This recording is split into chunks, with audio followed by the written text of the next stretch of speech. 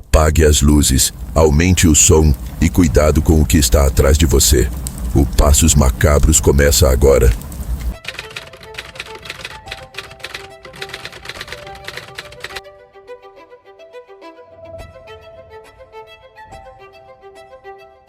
A noite tinha um cheiro podre, de lodo e de bicho morto. Eu estava ali, parado na frente da cerca quebrada. A luz do farol da minha caminhonete mal passava da neblina que subia do pântano. A casa, se é que podia chamar aquilo de casa, era só uma forma escura e torta contra o céu sem estrelas. Eu não queria estar ali. Ninguém em sã consciência queria. Mas o serviço era esse: tirar o que sobrou do velho Silas. Diziam que ele tinha morrido há semanas, sozinho. Ninguém se atrevia a chegar perto para conferir. Só eu, o removedor da cidade, o cara que lidava com o que ninguém mais queria. E o dinheiro era bom. Passei pela cerca. O ar ficou mais frio, um frio que entrava pelos ossos. O chão estava mole. Cada passo era um squish no barro úmido. As árvores ao redor pareciam dedos secos agarrando o céu.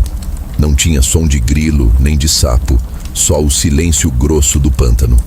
A porta da frente estava entreaberta. Madeira velha, podre. Empurrei a porta. Ela gemeu, um som que parecia um suspiro arrastado. O cheiro lá dentro era pior. Mofo, esgoto e algo mais. Algo que não tinha nome, mas era pesado e doce. Liguei a lanterna. O feixe de luz cortou a escuridão. A sala era pequena, bagunçada. Móveis cobertos por poeira e teias de aranha. Fui direto para o quarto. O corredor era estreito. As tábuas do assoalho rangiam sob meus pés. Cheguei à porta. Aberta, claro. A luz da lanterna parou na cama. Silas estava lá. Não era um corpo comum. Estava seco, como couro esticado, mas o formato era errado. As pernas estavam dobradas de um jeito que os joelhos apontavam para o lado errado. O rosto dele era a pior parte. Os olhos estavam abertos, mas vazios, olhando para o teto mofado. E tinha um sorriso. Não era um sorriso de paz. Era um rasgo, largo demais, que puxava a pele seca e mostrava o que não devia. Parecia que ele tinha visto algo no último segundo e gostado do que viu. Eu já tinha visto coisas feias, acidentes, suicídios. Mas aquilo era diferente. Não era só morte. Era uma peça de museu mal feita. Fiz o que tinha que fazer. Peguei o lençol preto e comecei a cobrir o corpo. O toque era seco e duro. Quando fui dobrar os braços, senti que os ossos se quebraram com um estalido baixo, seco, como galhos pisados. Não sangrou. Enquanto eu o enrolava, percebi a mão.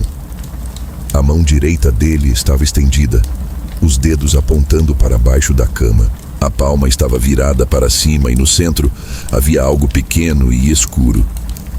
Parei e olhei. Era uma lasca de madeira, áspera e velha, manchada de preto. Tinha uns 3 centímetros. Não parecia importante, mas estava na palma dele, como se tivesse sido a última coisa que segurou. Por algum motivo, peguei e enfiei no bolso. Terminei de enrolar. A massa disforme foi colocada na maca dobrável. O peso era leve, surpreendentemente leve. Leve demais para um homem daquele tamanho. Arrastar a maca pelo corredor foi lento. Cada rangido, cada raspão no chão parecia me avisar de algo. Na sala parei. Senti que estava sendo observado. Não era um olhar de gente. Era como se o ar tivesse ficado pesado, como se a escuridão tivesse se condensado atrás de mim. Girei a lanterna. Nada. Só as sombras. Continuei. Passei pela porta e senti o cheiro podre do pântano de novo, mas agora era quase um alívio. Cheguei à caminhonete e joguei a maca lá dentro. Olhei para a casa uma última vez. A neblina estava mais densa. A casa parecia ter crescido, mais escura, mais ameaçadora. Liguei o motor. Enquanto manobrava, vi. Na janela do quarto onde Silas estava deitado, havia algo. Não era reflexo. Era uma forma branca, redonda, que apareceu por um instante na janela escura. Parecia uma cabeça, mas não tinha cabelo e era muito branca. E não se moveu. Apenas ficou ali. Pisei fundo no acelerador e saí patinando na lama. Não olhei no retrovisor. Dirigi até sair da estrada de terra e pegar o asfalto. Cheguei ao depósito da cidade, onde o legista já esperava. Descarreguei a maca.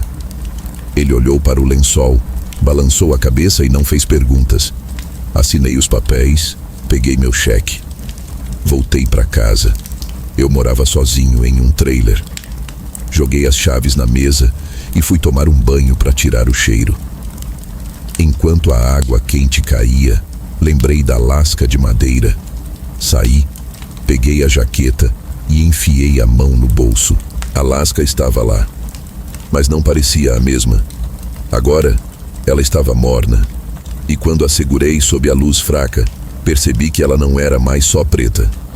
Havia sulcos finos nela, como veias gravadas na madeira, e dentro desses sulcos parecia haver um brilho tênue, quase invisível. Sentei na cama e olhei para ela. Deitei. As imagens da casa e do rosto de Silas voltavam. O sorriso seco, a forma branca na janela. Tentei dormir, mas fiquei deitado ouvindo os caminhões na rodovia. No meio da noite ouvi um som. Scraping. Um arrastar seco, leve. Vinha de fora. Levantei devagar e olhei pela janela. O pátio estava vazio. Voltei para a cama. Scraping, scraping. Mais alto agora. E mais perto. Desta vez não era vento. Parecia algo sendo puxado sobre o asfalto. Uma pedra grande, talvez. Mas o som era seco. Senti um arrepio. Não era frio. Era como se algo estivesse me tocando por dentro. Levantei de novo. Fui até a porta da frente. Olhei pelo olho mágico. A visão era distorcida. O som parou. Tudo ficou em silêncio. Fiquei ali segurando a respiração. De repente a luz da sala piscou e apagou. Escuridão total. No mesmo instante ouvi um baque na porta. Não um bater, mas como se algo pesado e mole tivesse se jogado contra a madeira. Baque. Minha respiração engasgou. O baque se repetiu, mas agora parecia vir de baixo, do chão. Thump, thump, thump. Parecia que algo estava se arrastando ao redor do meu trailer. Corri para a janela. Tentei olhar para baixo, mas não conseguia ver nada na escuridão. Agarrei a lanterna, liguei. O feixe de luz cortou a sala. Nada. Olhei para a minha mão. Eu ainda estava segurando a lasca de madeira. Ela estava pulsando agora, quente e emitindo um brilho fraco, quase roxo nos sulcos. Joguei a lasca na mesa como se fosse brasa. O thump parou. Houve um momento de silêncio absoluto. Então, ouvi um som vindo do teto. Creak. Lento. Pesado. Algo estava se arrastando no telhado fino do trailer. Mirei a lanterna para o teto. O som parou. E começou de novo, mais perto da minha cabeça. Eu não pensei. Peguei meu casaco e as chaves. Eu tinha que sair dali. Abri a porta dos fundos e saí correndo. O ar da noite era frio. Quando cheguei à rodovia, parei e olhei para trás. O trailer estava escuro. E no teto, eu vi a forma. Não era a cabeça branca da janela. Isso era maior. Era uma massa disforme, escura. Parecia ter braços e pernas, mas estavam dobrados de forma estranha, como o corpo de Silas. Estava rastejando, se movendo como um inseto gigante e lento. E estava me olhando. Eu vi o brilho. 2 pontos brancos, vazios. A cena durou apenas um instante. Eu vi o corpo seco de Silas se movendo. Não era mais só um corpo. Era algo que usava o corpo. Corri para o meu caminhão. Entrei na cabine. A lasca de madeira ainda estava na mesa, brilhando no escuro. Não consegui entrar para pegá-la. Liguei o motor e dei ré. Acelerei pela rodovia dirigindo sem rumo. O sol começou a nascer. Estacionei em um posto. Eu estava tremendo. Eu sabia o que tinha visto. A morte não era o fim para Silas, e eu tinha levado algo que ele queria de volta. À tarde, tomei coragem e voltei. O trailer estava igual. Entrei. A luz ainda estava apagada. Fui direto para a mesa. A lasca de madeira não estava lá. Olhei no chão, debaixo da cama. Nada. Fiquei parado no meio da sala. Eu tinha certeza que a tinha deixado na mesa. Senti o arrepio mais uma vez. A mesma sensação do pântano. A certeza de não estar sozinho. Saí, tranquei tudo e fui embora. Nunca mais voltei para aquele trailer. Passei os dias seguintes em claro. Tentei trabalhar, mas a cada casa escura eu sentia o cheiro do pântano. Eu tinha a certeza de que Silas estava me seguindo. Não o via, mas sentia. Eu mudei de cidade. Deixei o caminhão velho e comprei outro. Mudei meu número. Eu não tinha carro, não tinha dinheiro para um trem. Peguei a estrada. Caminhei por horas. Cheguei a uma cidade pequena e consegui um emprego limpando um armazém antigo. Poeira, ratos, óleo. Os primeiros dias foram tranquilos. Mas na quarta noite, aconteceu. Eu estava varrendo o chão de concreto. O armazém era imenso. Eu ouvi o scraping de novo. Não vinha de fora. Vinha de dentro. Parecia vir do fundo, onde pilhas de caixas velhas chegavam até o teto. Eu parei a vassoura. O som parou. Esperei. Então, um som diferente. Um thump suave, como algo caindo na poeira. Não acendi a lanterna. Peguei uma barra de ferro. Fiquei parado. O silêncio voltou. Scraping. Thump. Scraping. Agora estava mais perto e mais rápido. Não era um bicho. Eu girei. Olhei para a pilha de caixas. Uma das caixas no topo tremeu. E devagar, ela começou a deslizar.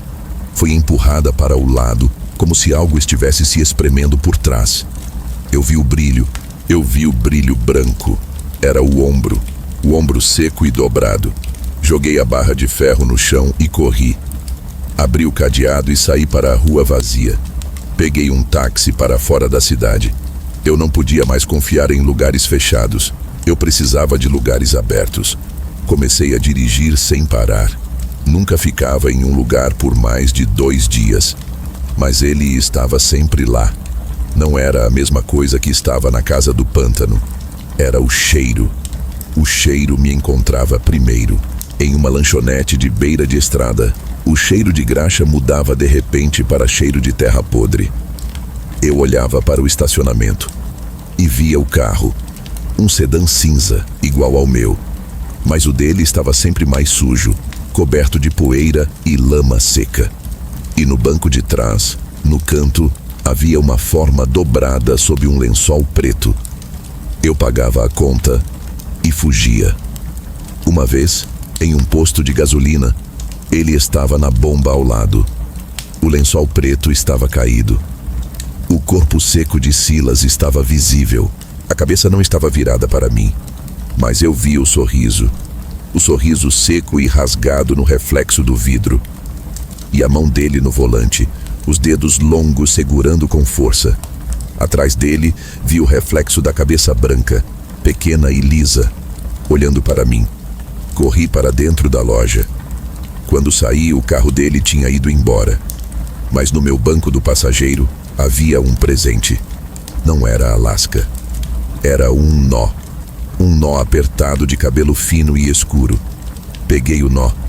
Estava frio, úmido. Joguei pela janela. Eu não podia mais parar. O medo tinha mudado. Eu comecei a falar sozinho para manter o silêncio afastado. Uma noite parei num campo aberto para dormir. Ouvi um som diferente. Slurp, slurp. Parecia vir debaixo do carro. Levantei e olhei. O chão estava molhado, como se uma poça de água suja tivesse se formado. Havia uma substância escura, grossa, que parecia estar sendo chupada pelo chão. E no meio da lama, eu vi a ponta da lasca de madeira. Ela estava ali, no meio da sujeira, brilhando com aquele roxo fraco. Senti a atração de pegá-la. Mas eu sabia que se eu saísse do carro, ele estaria lá. Silas, ou a cabeça branca. Liguei o motor e pisei no acelerador. O carro patinou na lama escura e saiu. Eu não olhei para trás. Agora eu sei que não importa onde eu vá. Eu sou só o carregador. Eu sou o cara que pegou algo do pântano. E o pântano quer de volta. Eu não tento mais fugir. Eu só me movo. A única coisa que mudou é o meu trabalho. Eu não toco mais em corpos. Eu apenas limpo. Mas o cheiro não sai. O cheiro de lodo e mofo. E todas as noites, antes de tentar dormir no banco de trás do meu sedã, eu checo o porta-malas. Ainda está vazio. Mas eu sei que um dia, quando eu abrir, ele vai estar lá. Não a lasca de madeira. Vai ser o sorriso seco de Silas, esperando que eu o leve para casa. E eu vou ter que aceitar. Porque eu já estou em casa. No pântano.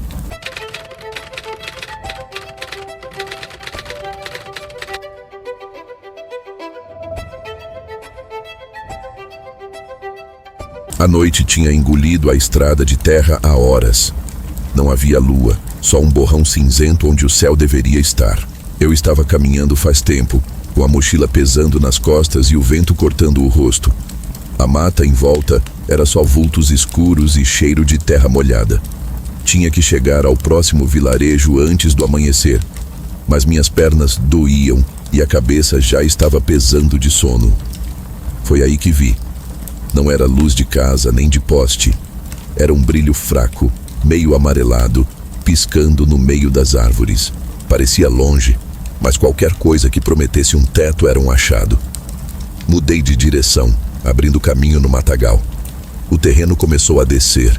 O cheiro de mato deu lugar a um cheiro mais estranho, de água parada e algo podre. A luz piscou de novo, mais perto, e então eu o vi. O velho moinho. Não era um moinho de vento bonitinho. Era grande, de pedra escura, com uma roda d'água parada, metade mergulhada num riacho negro e lento. A madeira estava preta de umidade e o teto tinha buracos. Mas a luz vinha de lá de dentro, uma luz de lamparina, fraca, oscilando. Cheguei perto da porta. Estava entreaberta. "Tem alguém aí?" Chamei. Minha voz saiu rouca. Ninguém respondeu. Só o barulho do vento nas frestas e o gotejar da água na roda. Empurrei a porta. O rangido foi agudo, doeu nos dentes. Entrei. O lugar cheirava a mofo e óleo queimado. No centro, uma mesa de madeira grossa. E em cima dela, a lamparina de vidro sujo. Sentado à mesa, de costas para a porta, havia um homem. Ele usava um casaco grosso, velho, e um chapéu de aba larga que escondia a cabeça. Ele estava imóvel. "Com licença, senhor." Dei um passo à frente. O assoalho gemeu.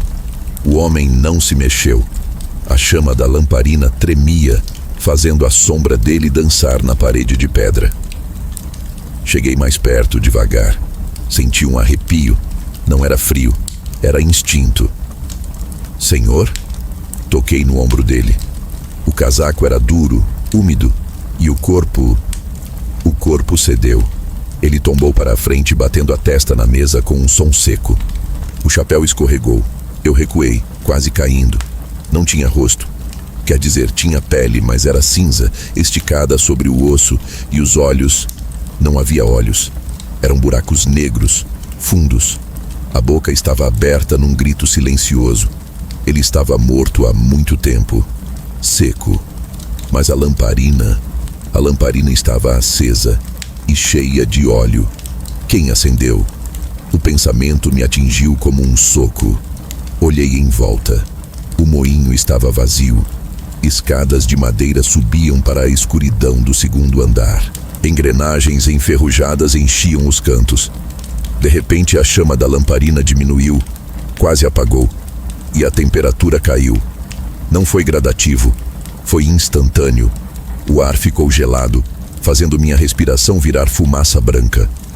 E junto com o frio, veio a névoa. Ela começou a entrar por baixo da porta, pelas frestas das paredes de pedra. Uma névoa branca, densa, que rastejava pelo chão como se tivesse vida. Recuei até bater as costas na escada. A névoa tocou minhas botas. Era fria como gelo seco. Olhei para o morto na mesa. A pele cinza dele parecia estar suando. Não era suor. Era gelo. Cristais de gelo começaram a se formar no rosto dele, nos cílios que não existiam. E então ele se mexeu. Foi um espasmo. O dedo indicador da mão direita, que estava sobre a mesa, arranhou a madeira. Screech. O som foi baixo, mas no silêncio do moinho parecia um trovão. Prendi a respiração. Screech. De novo. O dedo se levantou e apontou. Não para mim. Apontou para a janela sem vidro. A janela dava para o riacho, para a escuridão. Eles... A voz não veio da boca dele. Veio do ar, um sussurro raspado como folhas secas no asfalto. Eles... vêm. Olhei para a janela. Na névoa lá fora, sobre a água negra, vi luzes. Não amarelas como a lamparina. Luzes azuis, pálidas. Eram dezenas, flutuando na neblina. E elas estavam se aproximando. Eram olhos. Olhos brilhantes, sem rosto, vindo na direção do moinho. A névoa dentro da sala subiu até os meus joelhos. O morto levantou a cabeça devagar. Os buracos dos olhos agora tinham o mesmo brilho azul pálido lá do fundo. Ele virou o pescoço, estalando vértebras secas, e olhou para mim. Apague a luz. O sussurro veio mais forte. Eles veem a luz. As luzes lá fora estavam na margem agora. Ouvi passos na água, passos pesados, molhados. Splash, splash. Não pensei. Avancei para a mesa e soprei a lamparina. A escuridão caiu total. Só os pontos azuis brilhavam lá fora, parados na janela. E o brilho azul nos olhos do morto, a 1 metro de mim. Fiquei imóvel no escuro, ouvindo a respiração dele, que não deveria existir. E lá fora, na névoa, algo arranhou a parede de pedra, procurando uma entrada.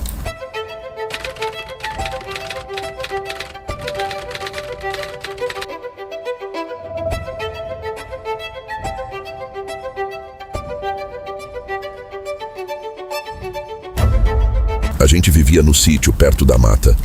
Não era longe da cidade, mas parecia outro mundo. O asfalto acabava e virava terra batida. A poeira subia quando os carros passavam, o que não era sempre. À noite, então, o silêncio engolia tudo. Eu e meu irmão Zé, a gente cresceu acostumado com isso. Com o escuro de verdade, aquele que não tem luz artificial para disfarçar.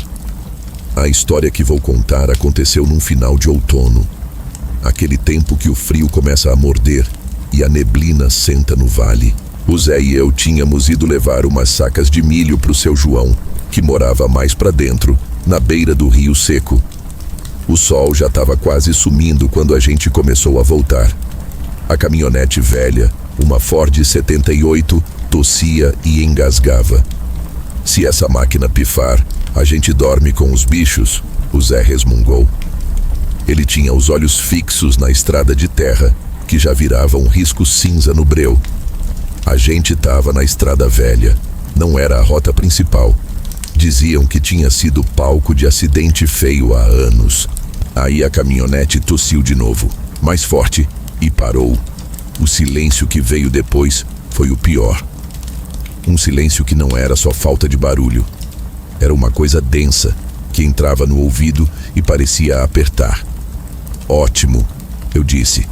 O Zé desceu, pegou a lanterna e abriu o capô. O cheiro de óleo queimado subiu. Eu fiquei olhando para a mata. Era só sombra preta. O único som era o grilo, longe. Vela, deve ser a vela de ignição, o Zé falou. A lanterna dele tremia um pouco na mão. Fui pegar as ferramentas. Quando voltei, ele estava ajoelhado no chão. Foi quando a gente ouviu. Não era um som de bicho, era um som que não devia existir ali. Um arrastar. Seco, lento, vindo de dentro da mata. Como se alguém estivesse puxando uma coisa pesada sobre folhas secas. O Zé parou. Olhou para mim. A luz da lanterna só iluminava o rosto dele pela metade. Escutou? Ele sussurrou. O que é? Não sei. Não é gado. O som parou. Silêncio de novo. Só o vento frio mexendo nas folhas mais altas. O Zé tentou ligar o motor. Nada. Só o clique, clique, clique sem força. Não vai, ele disse. O arrastar recomeçou. Mais perto. Parecia estar vindo pela beira da estrada, mas do lado de dentro das árvores. Vamos caminhar, eu disse. Até a primeira casa, a do coronel. É uns 3 quilômetros. Trancamos a caminhonete e começamos a andar. O Zé ia na frente, eu atrás, olhando para trás a cada 10 passos. A neblina começou a descer de vez. Era fina, mas gelada. Ela criava halos em volta da luz. Aquele trecho da estrada velha era famoso por causa de umas pedras que tinham formato estranho. A gente estava passando por elas quando o Zé parou de repente. Ele apontou a luz da lanterna para frente, para a valeta. Tinha alguma coisa ali. No começo parecia um tronco grosso, mas a cor não era de madeira. Era um cinza sujo, com manchas escuras. O Zé se aproximou devagar. Eu senti a garganta fechar. Não era um tronco. Era um corpo.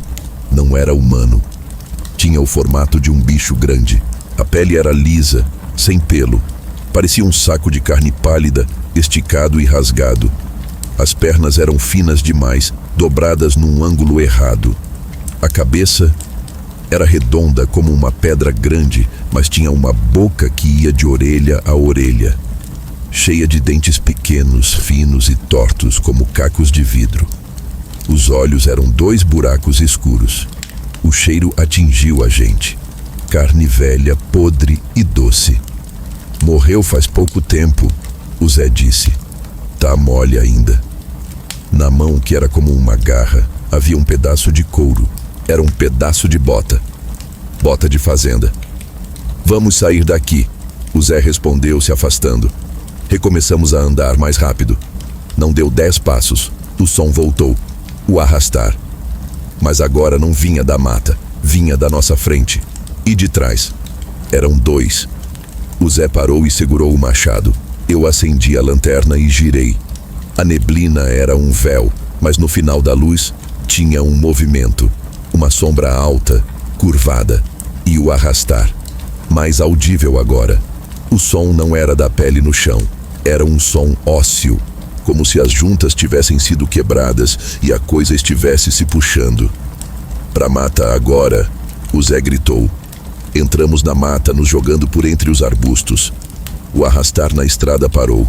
O que veio depois foi o pior. O som de galhos quebrando. E não era arrastar mais. Era um trote. Irregular. Pesado, mas rápido. A gente corria, tropeçando em tudo. O trote estava atrás de nós, perto demais. O Zé viu uma clareira pequena com uma pedra grande. Ele me puxou para trás dela. A gente se abaixou. A coisa passou. Não dava para ver direito, mas eu vi a forma. Era a mesma coisa que estava morta na estrada, só que em movimento. Grande. Corcunda. Ela passou e parou uns 10 metros na frente, farejando. O Zé agarrou meu braço. A criatura virou a cabeça. Não tinha nariz, só a boca e os buracos dos olhos. Ela virou e ficou nos encarando. Ela sabia que a gente estava ali. Aí ela fez um som, um estalo. Um som seco, como ossos se quebrando dentro da garganta, e veio para cima da gente. O Zé reagiu no instinto. Pulou e acertou a lateral da cabeça do bicho com o machado. O som foi horrível, como bater num melão cheio de lama. A criatura cambaleou. O Zé deu outro golpe. A coisa caiu de lado, soltando um guincho fino. O sangue era preto e grosso. Corre, agora! Corremos mais uns 20 minutos, até o arame farpado da fazenda do coronel. Pulamos o arame. Chegamos na casa. O coronel abriu a porta com a espingarda na mão. Ele viu o machado sujo de sangue preto e baixou a arma. Entrem e fechem a porta. Dormimos na cozinha. No dia seguinte, o coronel e o Zé foram buscar a caminhonete. Voltou só o coronel. E o bicho? Perguntei. O coronel acendeu um cigarro. Não tinha nada na estrada, menino. Limpo. A caminhonete estava parada. Mas o sangue, o machado... Seu machado não tá mais sujo. E a gente não viu sangue preto nenhum. O Zé voltou a pé, horas depois. O que você viu, Zé? Não interessa. A gente vai ficar na rota nova a partir de agora. A gente nunca mais falou sobre isso. A caminhonete velha rodou por mais uns anos. Mas o Zé vendia o milho no armazém da cidade, pegando a estrada longa de asfalto. Eu sei o que a gente viu. E o coronel mentiu, ou o tempo tinha limpado a estrada. A única coisa que sobrou foi o silêncio do Zé e a certeza de que tem coisas que vivem na escuridão. Coisas sem nome e sem razão, que esperam na beira do mato, onde a civilização desiste. E o vazio.